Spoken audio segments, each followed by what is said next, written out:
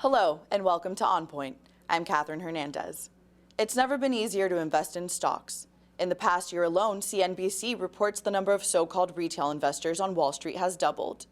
Without a traditional stockbroker, small-time investors can buy and sell stocks right from their phones. CNBC reports the stock trading app Robinhood has been especially popular. In fact, Robinhood investors recently ignited a scandal on Wall Street. A massive group from Robinhood came together to invest in the retailer GameStop after former Chewy CEO Ryan Cohen launched a campaign to reinvent the company. The viral campaign sent GameStop's shares up 80%, allowing investors, especially newbies, to make a lot of money, and driving hedge funds who had bet against GameStop close to bankruptcy. Amid the trading frenzy, Robinhood froze trading of GameStop stocks. The GameStop drama raises a lot of questions about the role of apps like Robinhood and Acorn, and how the ease of buying and selling stocks may have changed financial markets forever. On Point's Dalen Simmons has more. Thank you, Catherine, and joining me today is Daniel Burdick and Stratton Wilhelm, who are both investors. So I want to say to you guys, thank you so much for joining. And my first question for you both is, what got you interested in trading? So with the Robinhoods starting the trend, it really gives small-time investors an opportunity to build some wealth. I was real interested. I studied finance in school, learned a little about that. So I got into it, started playing around with it, and then really saw some opportunities to actually, over time, gain some wealth. So, I'd give it a shot, and so far, so good. So. Okay. And what about you? A little background on me is I'm a professional poker player, so like high risk opportunities just kind of appeals to me by nature. I had never done any investing before like the market crashed last March, because I just didn't like the thought of like jumping into something when it was already at a high point. But once everything went down, I just thought that was a good opportunity to get in then. And I had with no poker or anything going like that where I really needed my money liquid, I was able to just like flood all my money into the stock market at that point, which was almost just like the perfect storm. So my question now is, how did you guys both discover the Robinhood app specifically? I was just doing normal everyday trading. I do small cap stocks, and they've been on a big run last year ever since the COVID hit. And then one day, and then I'm hearing on Twitter, because a lot of people are on Twitter talking about stocks, telling everybody, what's good, what's not. And then we're hearing GameStop's up 100% today. And then you're like, oh, well, that's not going to last. And then the next day, it's like up 300%. So I'm like, maybe this is something. I looked into it some more, and turns out that there's a bunch of people on Reddit ganging up and, holding the stock and scaring the hedge funds out of their shorts, which in turn results in to the moon, as they like to call it.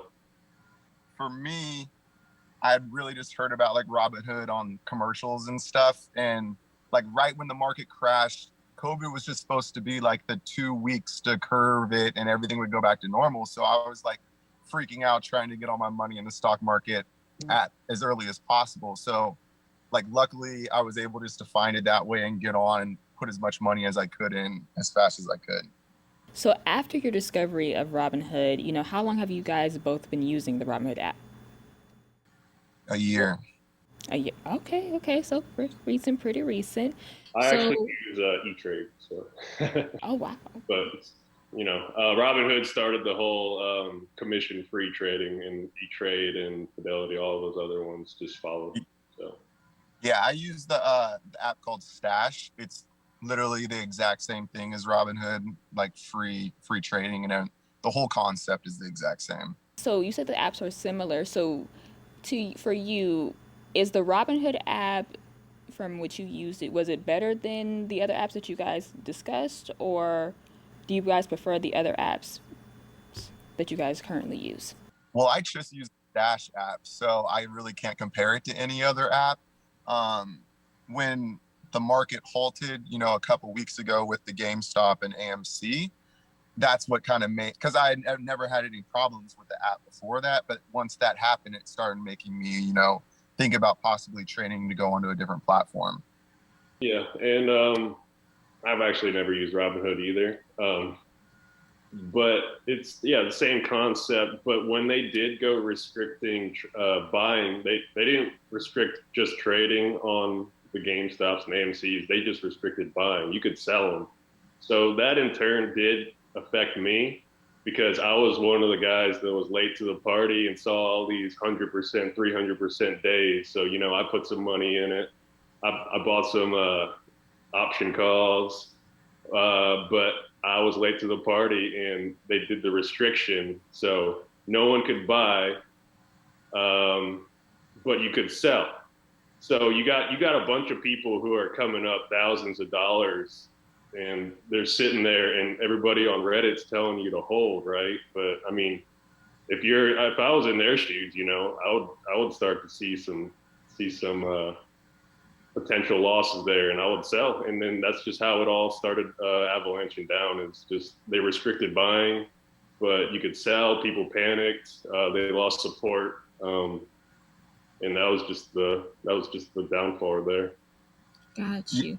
I totally agree with Daniel on that. Like, if I was in a position where I'm putting like what a lot of kids and stuff did, where you're putting like your life savings into something, and overnight it looks like it's going up infinitely and then it's starting to crash, I would be freaking out and panicking too. Like, luckily I didn't put that much into it where it wasn't like life altering one way or the other for me.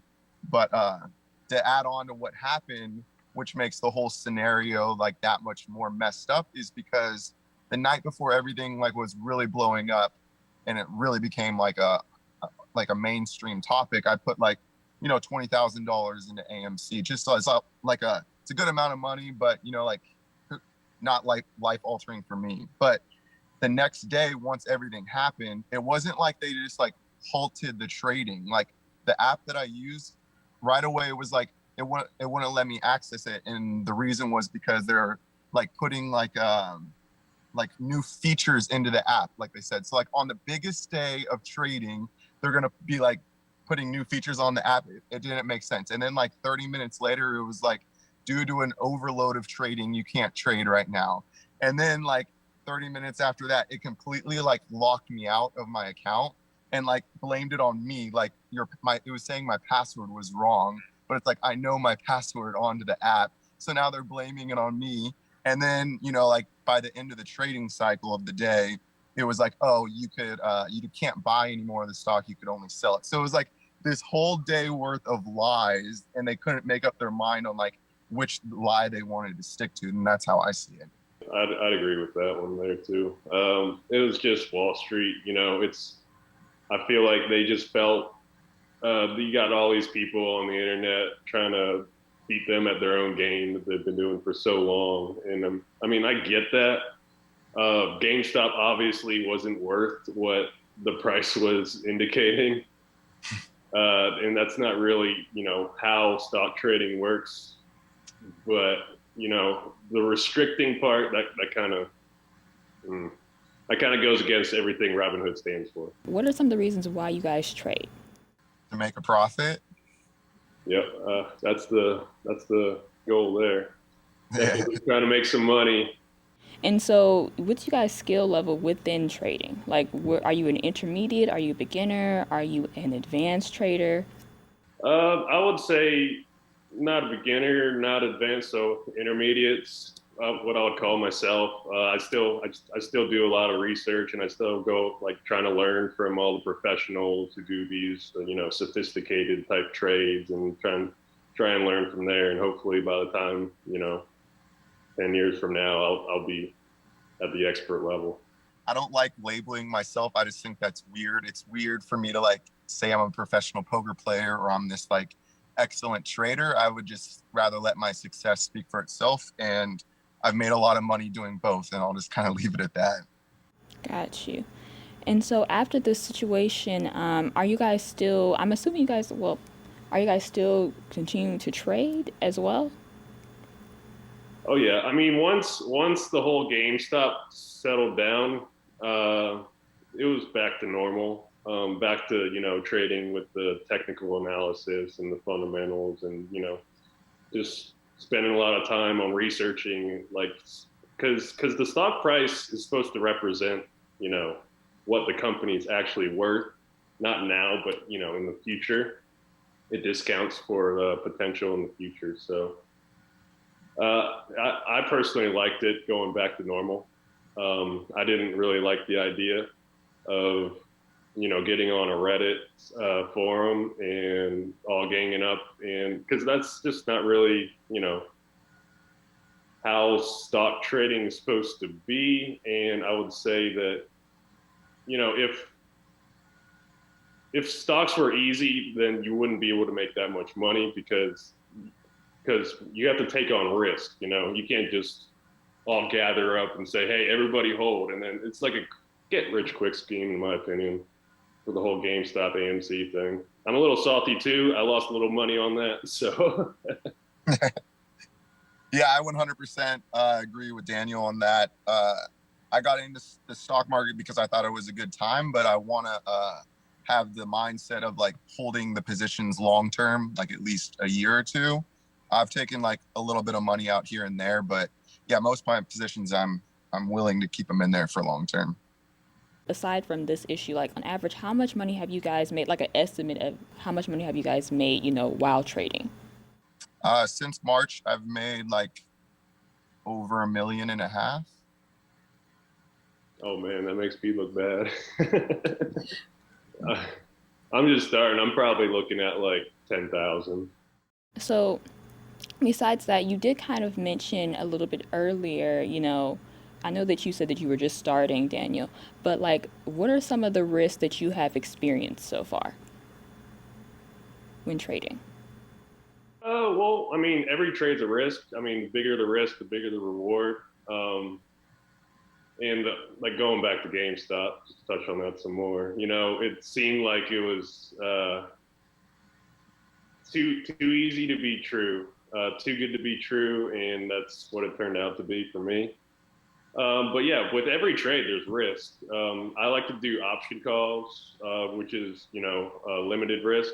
You can only lose what you put in, but it's leveraged to 100 shares per contract. But yeah, every trade you make, there's risk. So Yeah, I've been quite lucky because I got in, you know, like I said, right when the market tanked. So pretty much since then, it's been on this upward trend. But the biggest risk or fear is like what the talk is if the market kind of corrects itself from this like all-time high that it's at right now. And if I started seeing that, I would be a little bit more cautious and think about taking out more money. But right now, I'm just willing to ride the wave. Going back a little bit to money, how much money should someone who is a new trader, just a trader in general, how much money should a person be prepared to lose? Going back a little to the risk part. It's an interesting question, you know, because I'm like a gambler by nature. I'm kind of used to when you put all your money into a gamble, you could lose it all 100%. And the thing I like about stocks is like, even if it really starts crashing, you know, like you could take your money out and maybe lose, you know, like 50% of what you put in, you know? So that's a really tough question to give you like a definite answer for each individual. But I mean, you're not going to lose all your money. That would be really rare. Daniel, you may know that a little better than me, but that's just my personal take on it. but yeah, I would say it just depends on what kind of trading you're doing too. You got safer trades, you got higher risk trades. But a lot of people like to, you know, put, I hear a lot on, you know, putting your first, you know, 5, 10,000 on safe index trading, and then the rest you could afford to lose. So take a little more risk with the rest, but it all depends on what your goal is. And I mean, what you're willing to lose, because there's certain types of trades that, you know, you can't lose too much. I mean, I like riskier stocks, and every dollar that I put in and invested, I was willing to lose. And I think that's the safe thing to tell anyone that's investing. Like, hey, this is a risk. You could lose all your money, and you have that like mindset going into it.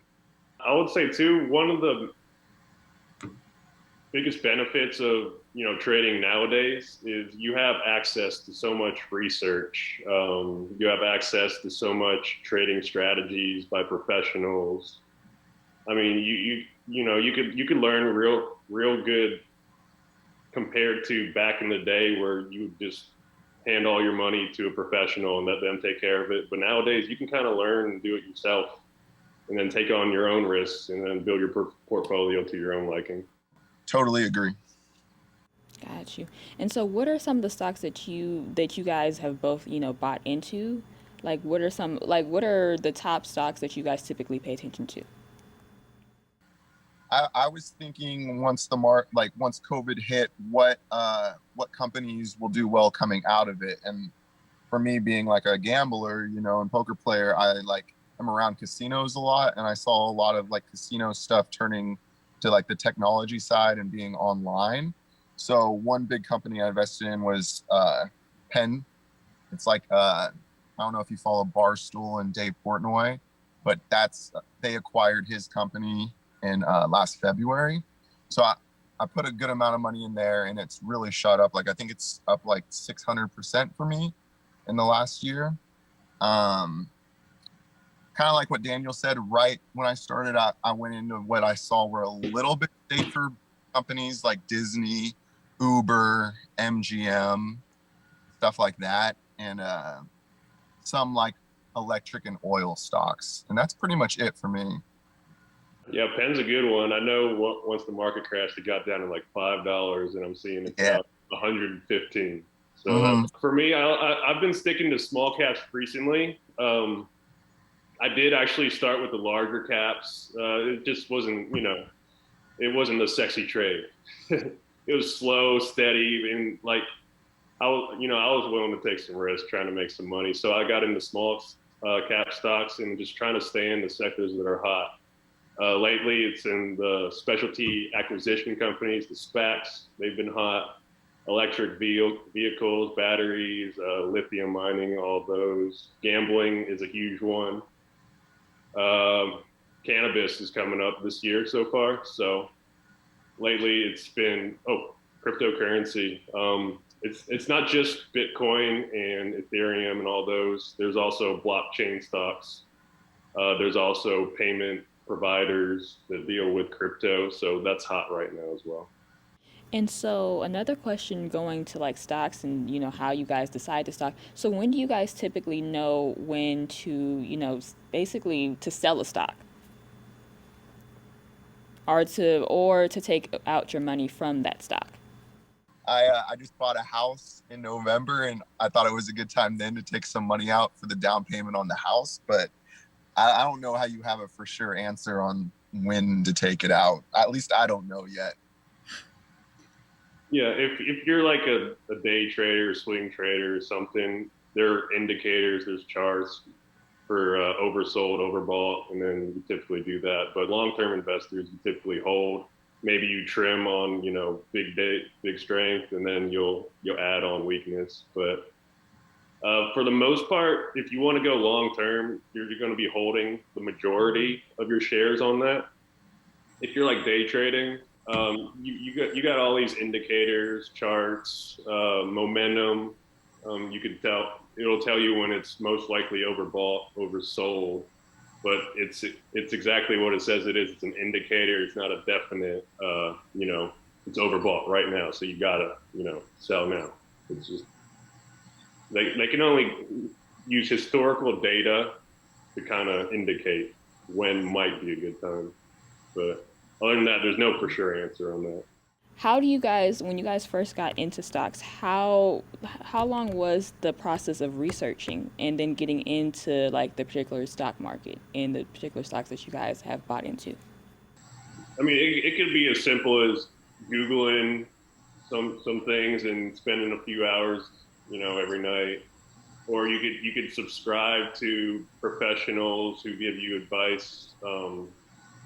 And they'll give you trades. It could be as simple as that. You could just do exactly what they do. But yeah, nowadays you just have so much access to all this information online. So I would say it wouldn't be too bad of a move to get into the stock market nowadays.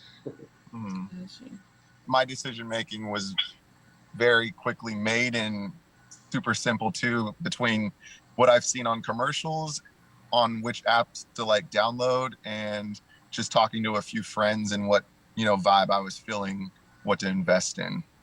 Have you had any, because we talked about risk, we talked about different things, but what are some other tough things that come with trading as well? You got to have some tolerance for losses.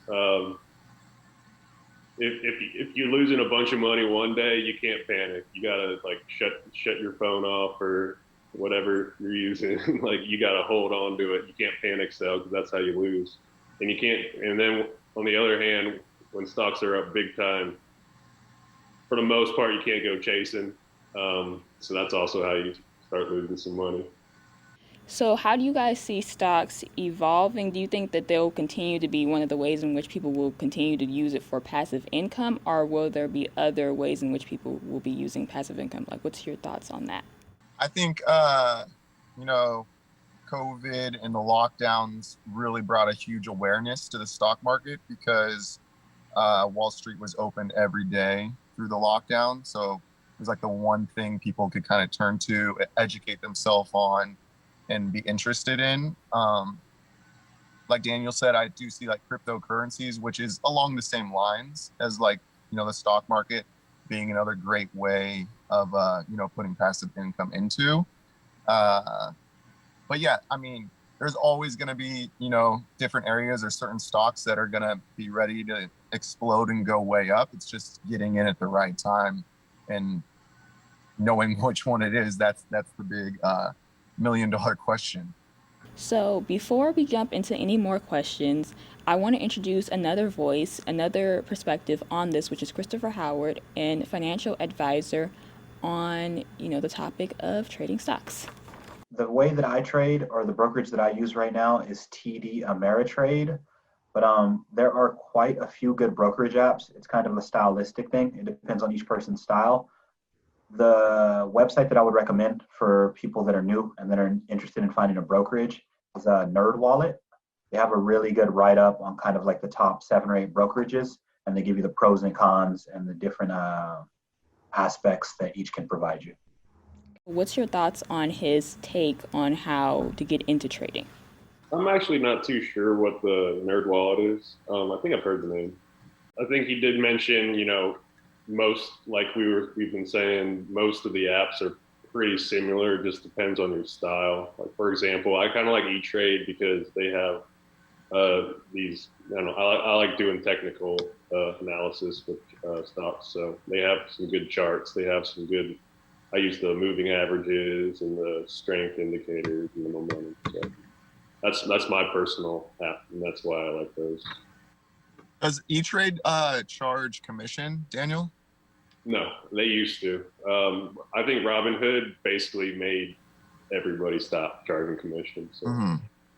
Like I said, I didn't put too much like studying into which app to really download and start off of. It was more just the quickest and easiest, cheapest one to get in and start training on.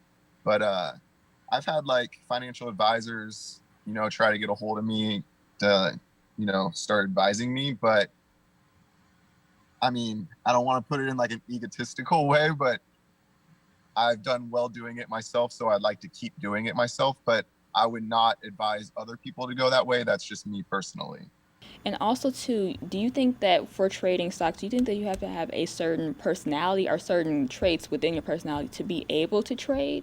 I just think by nature, I'm wired to be able to handle really big swings, like not take the highs too high and get really like down on myself when stocks are going down. So by having like a past like track record like that, I was able to just handle the swings really good. I don't think everyone's cut out for it. But I wouldn't like discourage anyone from getting into it and trying it. Do you have any thoughts on that too? Yeah, I would say if you're going to get into it, definitely do your own research along with whatever you learn from anybody else or anything else. But yeah, if you're sensitive to losing money, a bad day in the stock market will change your day real quick. Yeah. So we are out of time, but I want to say again, thank you so much for Stratton and Daniel joining us and giving us, their insights on trading and everything. And yes, thank you guys so much for joining. You're welcome.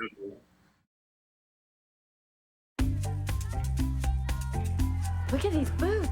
Man, those are nice. You should buy them. Half the price of the real thing. Do you want them? The production and sale of counterfeit goods cause more harm than meets the eye. Get to work! And the profits can fund organized crime. So, do you want them? Buying counterfeit products, No way. it's just not worth it. What are you doing in there? What's that? I wouldn't do that. What are you doing? What are you looking for?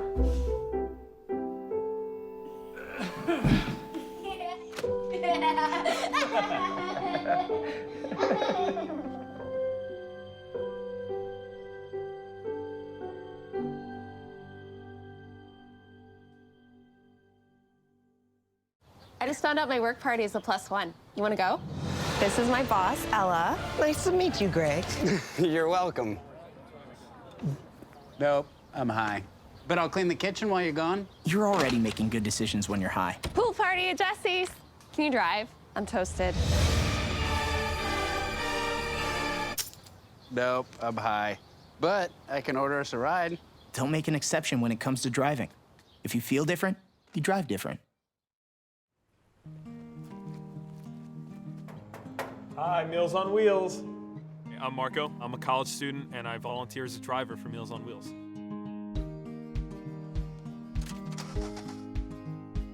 I think it's awesome meeting these people. I mean, they're so interesting. They've had so many wonderful experiences in life. Your community helps to raise you up into the person that you become. Meals on Wheels is a great way to give back to that community. My mother was always very familiar with her neighborhood, but one day she stopped at the stop sign for much longer than usual, and she didn't know whether she should go forward or turn, and she wasn't even really sure where she was at. It was very unsettling for her. I felt so much better after my son told me, "Mom, I don't want you to worry or be afraid. I'll be there for you, and we'll figure it out."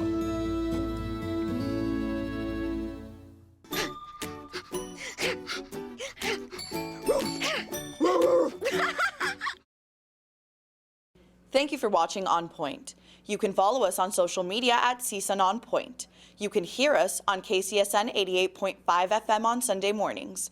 You can also watch us on LA 36 and Santa Clarita Valley Television. For Jalen Simmons and producers Emily Brubaker, Mary Peronian, and Diane Zermeno, I'm Catherine Hernandez.